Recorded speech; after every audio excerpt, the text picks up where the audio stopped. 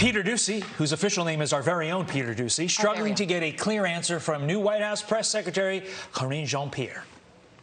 How does raising taxes on corporations lower the cost of gas, the cost of a used car, the cost of food for everyday Americans? Fights inflation for the long haul, right? And that's what we're talking about. That's why we're talking about lowering inflation here, and adds to the historic deficit reduction the president is achieving by asking the richest taxpayers and corporations to pay their fair share. That is what we're talking about.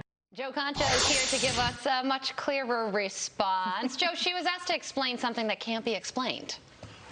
You can explain it if you're going to be honest, right, about inflation, and inflation ultimately is passed on to the consumer, right? And in this case, well, in terms of like cost of goods and so on, right, somebody's going to pay for it. It's going to be us. Yes. I know we're only 2 press briefings in, right? But she was deputy press secretary for a while, so she does have some experience. She filled in for Jen Psaki at times. But the only word that comes to mind is amateur at this hour. Or another word, excruciating, because this has been very difficult to watch. Because here you have somebody who is reading off of pre-written notes, right?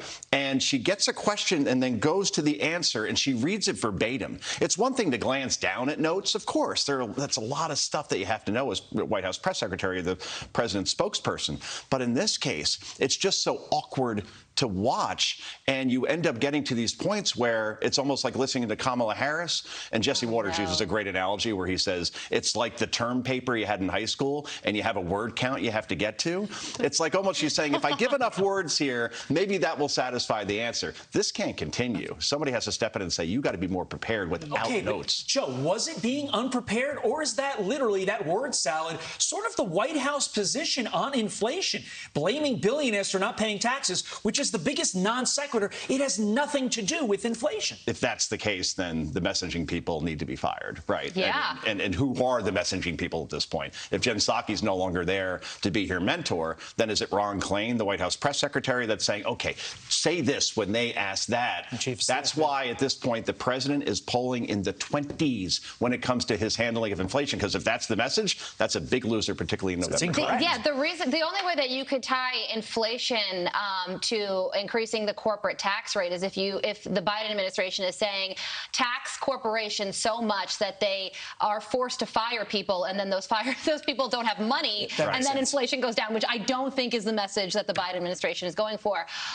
We got to get to this though, because Pete Hegseth, our very own Pete Hegseth, interviewed First Lady Melania Trump. The interview aired on Fox and Friends over the weekend, and then on Fox and Friends First. The View was watching that interview as well. They talked about how the First Lady was never invited to be on the cover of Vogue during her time in office. Here's the View's take on it. Watch this. I don't know if they would have sold as many magazines if they had the First Lady Melania Trump on the magazine, the First Lady to a very unpopular president. I have much more important things to do, and I did in the White House than being on the cover of Vogue. Yes, they mocked her there. What patently horrible people. And not just those on set, but everybody in the audience, clapping, right? Melania Trump speaks 5 languages, okay? You're going to start mocking her. That's probably 4.5 more than most of The View in terms of that cast speaks. It's not the show that we watched maybe 25 years ago when it launched, and believe it or not, it's been on for 25 years.